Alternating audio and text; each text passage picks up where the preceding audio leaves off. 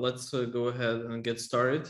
So today we will be discussing lots of situations where one side sacrifices a pawn and then or two pawns, and then compensation will be well, a very long-term one. Okay, basically you will basically you will not really trying to find anything immediately. You know, you just want to toss the pawn away and then enjoy the long-term initiative. Okay, so that's basically the underlying topic. Okay, and also we will be studying some of the games. We'll take a look at some of the games played by Ivanchuk, all right, the guy who is actually right now in my hometown. I know him personally, and I hope you guys have heard of him at the very least, right? He's been in top 10 for like 25 years, I would say. All right. Now I'm sure he's retired. But okay, we will get started then with some of the computer games right here. Okay, and we'll have our first training exercise right here. Okay, so you need to decide how to recapture that knight, pawn, bishop, or queen. And then as usual, type your answers in the chat, and then we will discuss. All right, so I see a few of you have suggested the correct response. Well, absolutely the best is bishop d4, which is a little bit surprising. Normally we would definitely want to take with the pawn, but here bishop d4 is even cooler. Okay, so why is that? Well, let's figure this out. If bishop d4, then c5, of course, and I assume that's why many of you have said, you know, we're not doing this. But in fact here, white could be just fine, and white could go knight a3. Okay, so knight a3, and the idea is if they take, well, they go a6, and then we have knight c4, and then rook b1. So basically we just drop that bishop when d4 and attack as much as we like. Now just short castle, and again, it's not quite clear what black would be doing here. I think black is just already completely lost. And again, you don't have to do such sacrifices only if you know, if you calculated everything through. You can easily go for it, even if it just looks good enough. Because nobody will be calculating till the very end. It's just not practical. It's not even humanly possible, you know, unless you have a stockfish in your pocket, you know. But other than that, you just can't do it. So if it looks good, just go for it. All right. Okay, now there's one more question. What are we doing here? Okay, guys, so let's move on. Okay, so here the correct move is CD. Just like in the previous challenge, right? We just don't care about the minor pieces. Okay, we just drop them, but in exchange we open up the files, right? We open up the game. And I think this one should be quite self-explanatory. The next move is rook f c1. We have lots of open files. Everybody's in attack, right? And then knight and rook are just completely out. We can also say the bishop on h5 is being completely out. So it shouldn't be a big surprise that white is just simply winning. It's just a matter of time. You see, gradually white keeps getting some of the material back, and as usual, they go to the endgames. Okay, there's nothing better than a much better endgame. You know, if you only play for 2 results, you'll be a very, very successful chess player. All right, this is game over. All right. Okay, now let's mix it up a little bit with games played by Ivanchuk, okay, and take a look at his sacrifices, especially the ones that don't really, jump out. And this game in particular is one of my favorites, although I doubt that many people know about it. This game was played in the year 2000. That's when I started playing chess, actually. Right. So actually, it even was okay. So the game is year 2000, and it's July. So that's the month and the year when I started playing chess. So let's take a look. All right. We'll start from here. By the way, notice that the previous move was a5. So they sacrifice the pawn on d4, right? They don't recapture it. They do something different. This one should be pretty simple. The follow-up will be much more difficult. All right, so I see that the first move, a lot of people are getting absolutely correctly, but then the second move is, for some reason is not right. Okay. And actually nobody got the second move right. Yeah, somehow it's just not happening.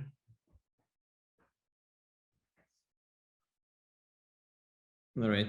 Well, in a lot of cases, we're not getting the first move correctly either, but all right, let me show you the first move. So e4, I thought this one should be more or less self-explanatory. I mean, we have to push the knight. The knight has to be pushed all the way to e1. But then here, somehow, knight b6 was not on anybody's mind. At least I didn't see anybody typing it. All right, so yeah, knight b6. Then we take. Now knight a4. So trying to go knight b2 and then bishop d4, right? So that's pretty simple.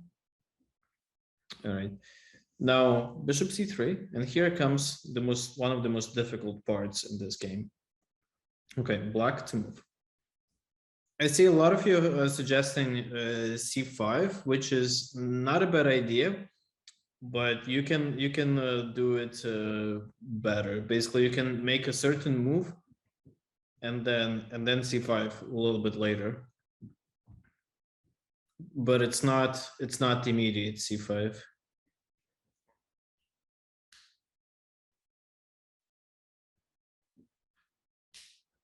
All right, I see Aryan got it right. Okay, good job. So e3. Yeah, that's absolutely correct. So e3, and then so it kind of reminds me of checkers, because everything is on the dark and white has to take everything. And maybe that's why nowadays Ivanchuk is like really into checkers. It's like his main hobby, So now c5, and then if they take, then we go knight c3.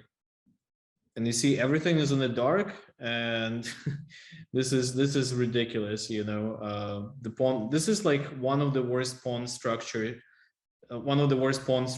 that you will ever see. We have triple isolated pawns on the c file. We have another isolated pawn here. We have e3 pawn, like another isolated ones. Yeah, it's crazy how terrible they are. So effectively you can say that if we count pawns properly, we can discount 2 pawns really easily here. So we can even say that, I know it may sound shocking, but we can even say that the material is even here, roughly speaking. All right. You may say, well, okay, they up 3 pawns, but what pawns exactly are extras? Like, I don't see it. Like, what is extra, right? They're all so horrible. All right, so queen d2, the queen comes in. Now here we can take on e3 immediately, but that's not how great chess players play. We need to go knight g4. So the threat is always stronger than its execution, right? Then queen e3, now knight f2. So that part is pretty simple. And now black is pretty much almost winning. All right. Okay, and here try to figure out what's next. Black needs to do something effective and finish the game. Nobody got it. Actually, wait a second. No, somebody got it right. Oh, okay. Andy got it right. Okay, yeah, good job, Andy.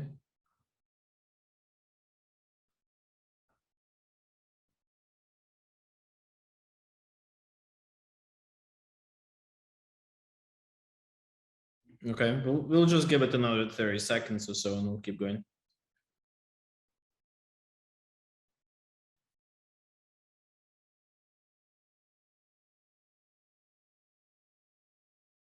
All right. Okay, so seems like, well, I see some of you got the first move right, but then the second move is not correct. So the first one is rook a4, which honestly should be the first move that you calculate because that's the most forcing move. All right. Now, but the question is, what happens if they take back?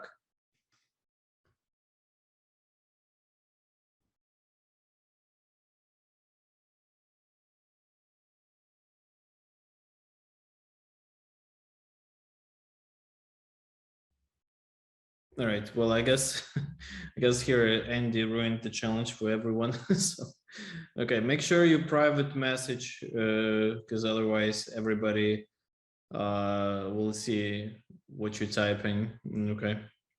All right. So bishop h3, and then this is it. Game over. Takes bishop g2, obviously mate in 2, and if king g1, then bishop c3. And then bishop d4, or they lose a queen. So either way, black is winning. So yeah, truly phenomenal game. You know, triple pawn sacrifice and then slow play, quite impressive. All right. Okay, let's move on. Okay, so now let's take a look at some of the, okay, back to the engine games. Okay, and the ones that we want are right here.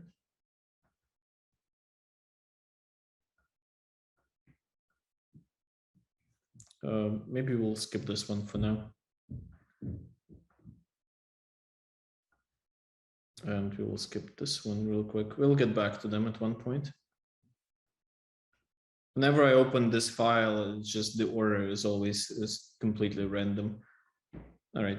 Okay, let's do this one, and then we will get to the toughest challenge. Okay, we'll start with something not so difficult. Okay, here it's white to move. I see people are bragging in the chat how many games they have. I'm like, guys, I have the whole newest database, which is like 9 million or whatever that is. Plus, I have a lead chess database that is like 15.5 million games. So, so I think you plus there's the correspondence database that is like 2 million games. All right. Anyway.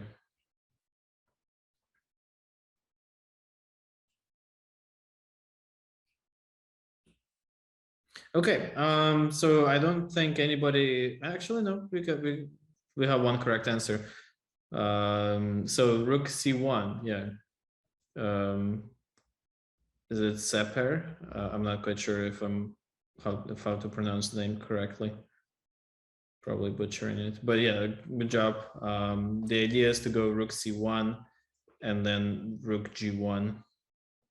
Okay, the point is that you need to get the rook into the game. All right, now here comes the difficult part, okay, which I'm not sure if this one will go too good if you had issues with rook c1, but we'll still try, okay. We'll stay optimistic. All right. So try to figure out what can white do in this situation.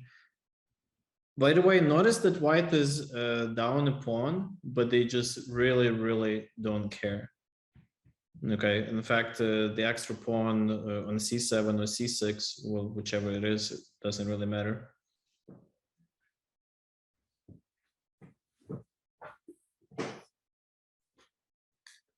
I'll give you guys a hint. It should be some sort of maneuver. So it's nothing forcing. It's too early for knight g6. Okay, Brian got it. Yeah, good job.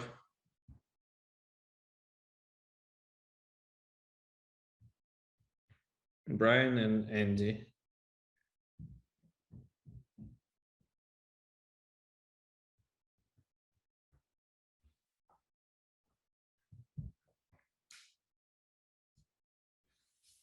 And Eric now, Eric Leo.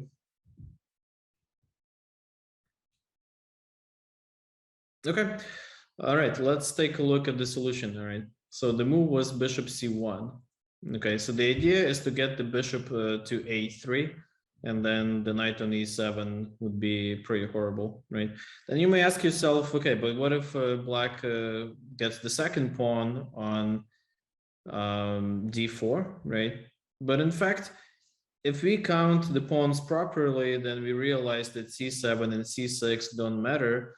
So in this situation, we can say the material is even. Okay, it would not be a stretch by any means. Okay, again, c6 and c7 virtually don't exist. Okay, so, and if we discard them, if we really don't care about them, then yeah, then you know, making moves like bishop c1 would be a lot easier. All right, and if the rook retreats here, then some sort of knight g6 wins on the spot. It should be pretty simple. All right, okay, going back to our human hero. Okay, Ivanchuk, right here. Okay, we will, yeah, let's do the one against this dude. And the index will be C11. Second. Okay, right here. Okay, let's start with some easy challenges. Okay, so here it's white to move. So you can suggest the move and the plan.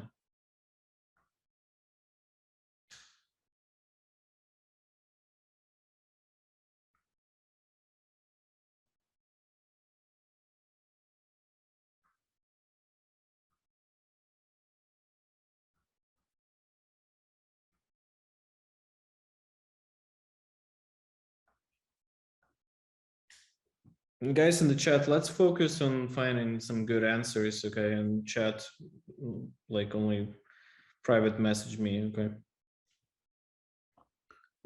Because if it's not related to the lecture, then, you know, you can talk about it after the class.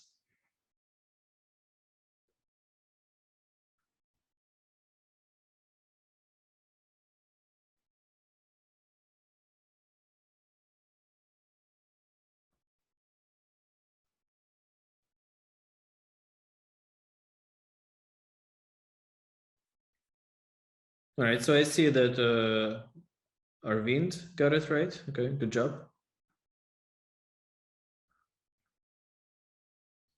And I see Suren got it right as well.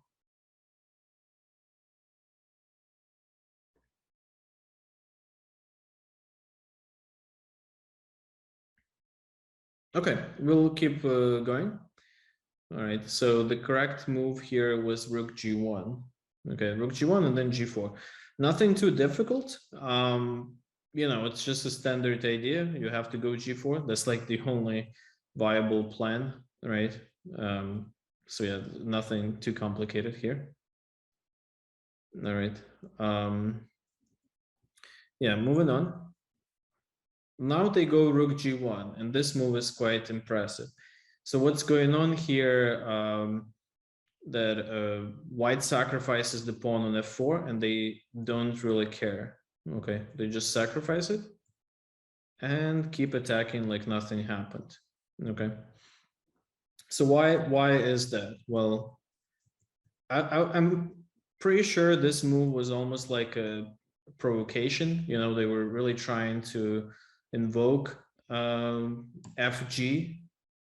You know, maybe black was thinking that white will play knight, I mean, rook g4, knight f5, and maybe things will not be so bad. You know, maybe they will still be able to hold. So I'm pretty sure this pawn sacrifice was completely unexpected.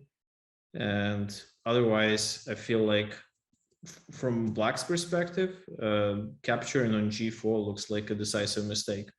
Not that black's position is all that good to start with, but still, you know, I feel like they should not be taking it. Maybe some sort of like knight g8. I know it looks really ugly, but maybe knight g8, knight h6, get the rook in. At least try to do something, you know. Taking on g4 was a decisive mistake for sure.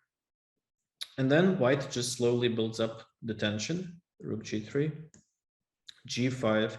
And again, you need to ask yourself where the extra pawns are, right? And so what, g7, h7 versus g5, right? Then the question is, will they ever move? Will they ever be promoted or anything like that? Of course not, right? So in that case, we can simply say that material is even. So nothing really matters. You know, it doesn't matter that nominally they have an extra pawn. It's all the same. Okay, black goes rook f5, which is probably a good defense. You know, they're trying to at least maybe build some blockade. Now here the knight on f3 is kind of useless, so they transfer it to e3, which makes a lot of sense, right? Okay. Now they move the king all the way to b2. I mean, white can just simply enjoy and play as slowly as they want, really. All right. Okay, and now try to figure out the move and basically the idea how to break through. All right, time's up. Okay. Well, maybe it's just 2 minutes to think, but you know, I'm trying to cover as many examples as we can. So that's why we kind of going fast. But yeah, the move is rook h7. And I see that Alexander got it right basically before I said it. So yeah, rook h7 is correct. Rook h7, then knight g6, and now this is it. Knight f4, rook h6, and game's over. Yeah, this is a complete massacre at this point. Yeah, I'm done. All right. Yeah, this is done. All right, moving on to the next example. Okay, let me run you through the computer games real quick as well, because I prepped so much stuff. It almost feels like it's gonna be enough for like 1 year, but unfortunately we have like 1 hour only. All right. Okay, we will skip through this. I just wanted to show you that sometimes even the engines play like some funny openings. Like in this case, it was the wing gambit, or as I like calling it, a Sicilian gambit. I like Sicilian gambit much better. And I played it. I used to play it on a regular basis until I was 2,300 FIRE. Okay, so basically you can play whatever opening you like until a certain level and be completely fine. All right, so it's kind of funny. Yeah, I had really great success with it. In fact, my first international master norm that I got when I just turned 12, you know, I've been beating international masters with this move. All right. One of the cool ideas here that I discovered only like in 2015. Apparently, I had too much free time on my hands, and I found this idea: e4, and then short castle, queen f6, bishop e4, queen a1, queen b3, queen. yeah, queen f6, rook e1, bishop e7, and then ab. All right. In fact, you know what? You can use this position as your homework, you know, or just like some extra assignment. You can basically analyze this, try to analyze this position yourself, then with the engine, and then come up with some evaluation and the conclusion, like what's going on in this position and how can black defend. By the way, this variation is a really great example that you can even be down a rook, basically, right? But you can still have a great position, even though white doesn't even have any sort of tactics or anything. White is doing great no matter what. Okay, so I think the correct evaluation here, by the way, is zeros. Okay, if you like, you can even take a screenshot or something like that, and yeah, definitely go deeper through this position. All right, or you can just remember it, obviously. Okay, but going back to the game. All right, there we go. You can obviously analyze this after the class and stuff. No need to do it now. Okay, we'll start with easy questions. Okay, so how do we recapture the bishop, queen or knight? All right, so the correct answer is the queen. Okay. So I know lots of people have prejudice. They think, oh, I'm down a pawn, I cannot trade queens. And that's a completely wrong notion. In fact, it's just simply not right. You cannot trade queens if you have a lost position, but being down a pawn doesn't mean that you're losing. All right, so here queen b5 is perfectly fine. If knight takes, then I believe the problem was knight a6 and then knight c5, and something was going on d3. All right. In this situation, white just uses the precise calculation, as you would expect from the engines. Okay, so knight a7. The knight gets to c8. By the way, this is a highly unusual setup with the knights on c8 and knights on b6. I did a search in the mega database, and just out of curiosity, I thought I would find like almost no games. Apparently, I did find some. So how many positions do you think I found with knights being on c8 and b6?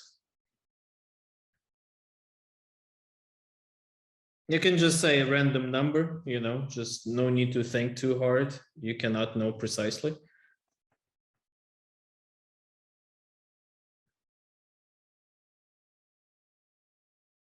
So yeah, it was something like a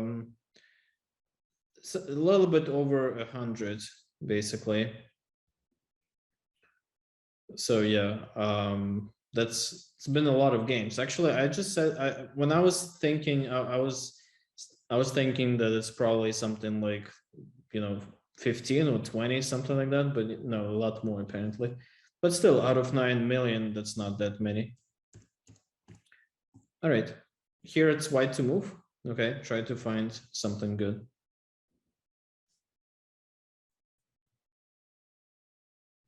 Okay, so time to reveal the correct move. Okay, so yeah, basically we have to go rook a5 here. All right, so rook a5, because the bishop on c5 is clearly the only target that we can even hit, right? Nothing else, truly. And then we want to take it and then go bishop a3. It's a quite straightforward thing, but you always need to be looking for targets. All right. So now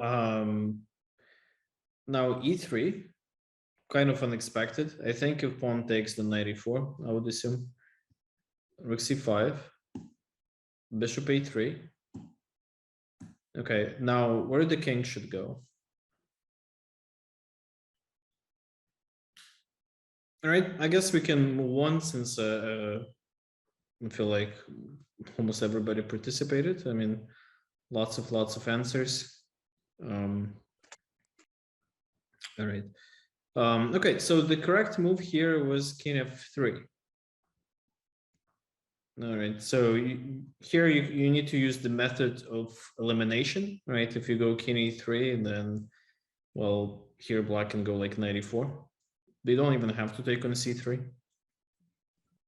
Well, king e1 just looks way too sketchy. I don't know, it just looks so dangerous. I would not even consider it probably. But king f3 is perfect. And now we have some really cool line here. If rook f2, then king e3. And then I believe it was something like this,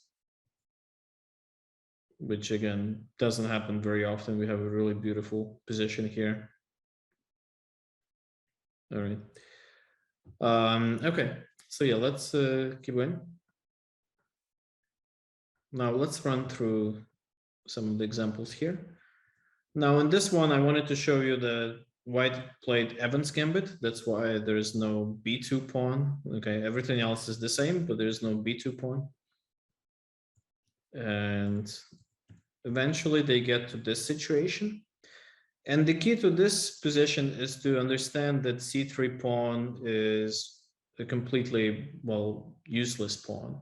Okay, we don't even need to protect it. If you go like c4, then black goes bishop a6, and I would say that, you know, they will be able to probably trade the light square bishop, and we'll trade a few of our pieces, and it's just not going to be fun. So that's why you just need to let it go. And the correct move here was knight f1. Okay, so knight f1, we let it go. And then knight g3. What do you think is the evaluation here, like in decimals? So try to evaluate this position and, you know, say something like +1 or -1 if you think black is better, for example. You guys remember the scale, right?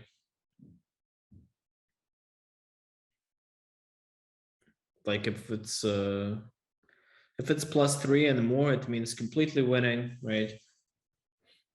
Like between 1.555 and 2.99, it's winning, but still work to do.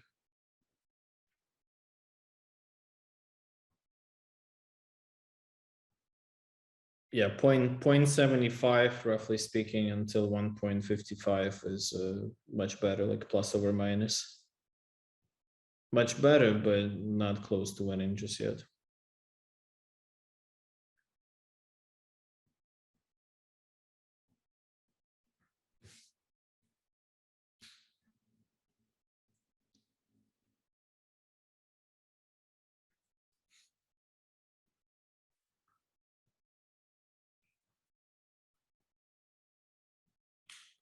All right, so a few of you got really close to the correct answer.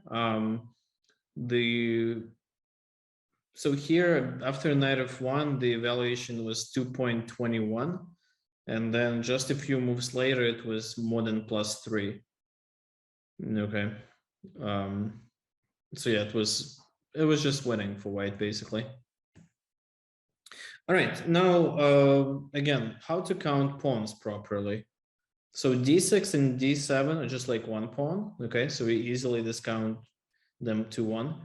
And then the other extra pawn is like this one on b6, right? But the thing is, it never moves to b5. And if it never moves to b5, then we might as well discard that pawn too. Okay, so it wouldn't be a surprise to say that, in fact, the material is more or less even, and white at this point is just kind of on a free roll. Okay, so the material is even, so that's the key. All right, the key to understand such positions is to understand that if extra pawns don't move, like ever, they don't matter at all, right? Like, do we care if black, even if they do move, you know, we don't really care, right? b5, b4. Okay, congratulations. What's next, right? So yeah, now the rook comes in. And now this is the end, right? This is pretty much done. Just one last question, okay? So you have three different captures: bishop c7, queen f6, and bishop f6. Okay, so try to figure out which one you like the best. Okay, I see. Yeah, some of you got it right. I see Kevin, Austin, Josh, and Angela, and Aryan as well. Yeah, good job. All right, so yeah, queen f6.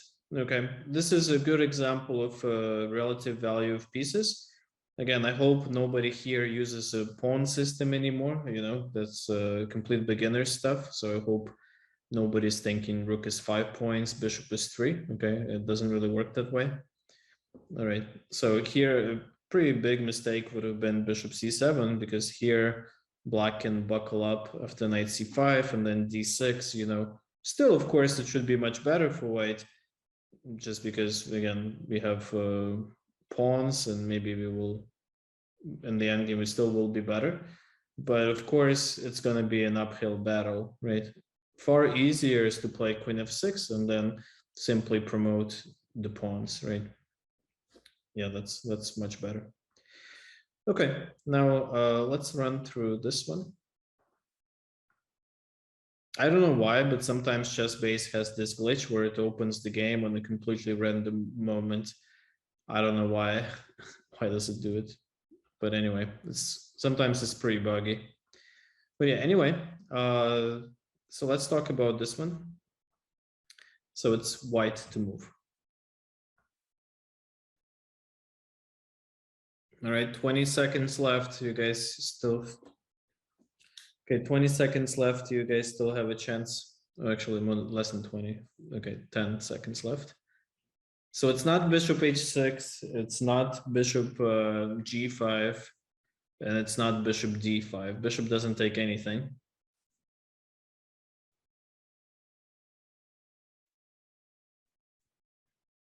All right, we got one more correct answer. Okay, actually two more correct answers from Venkata and Aryan.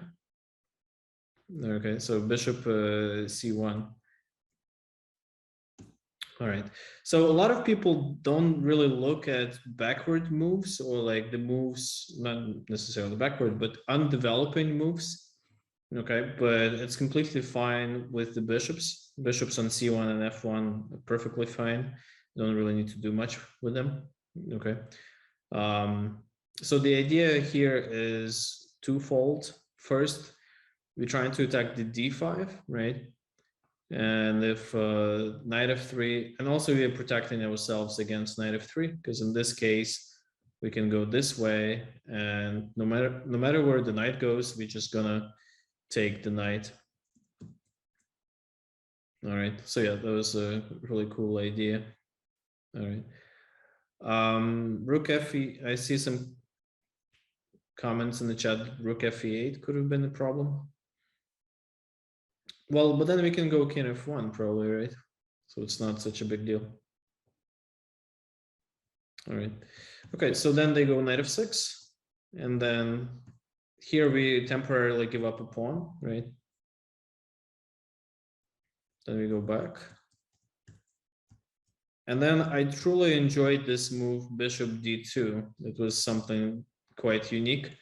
Bishop d2, like if I saw a game of like players rated 1000, I would be like, sure, that's how 1000s play. They just blunder bishops, you know. But yeah, in fact, this is good for white, and that's crazy. It's just funny that this works out perfectly fine. All right, and now here white decides, you know what, it's time to... Well, actually, no, I'm not going to tell you what. Maybe I will. Okay, let's just take 1 minute here. So what should white play? All right, I see some of you got the correct ideas, but the wrong execution, maybe not the most accurate. Okay, actually, Josh just fixed it. All right, maybe I'll reveal the answer. All right, so we do not need to get married to that king on h4. You know, if you put it there, doesn't mean that it needs to stay there forever. You know, you just go king h3, and now the king decides, you know, it's a good time to get back to work, back to the middle. All right, and white wins here pretty easily. And then just a5 and game over. All right. Okay. All right, everyone. I think that's a good stopping point. All right. So hope you learned something, you had some fun, and yeah, see you guys later.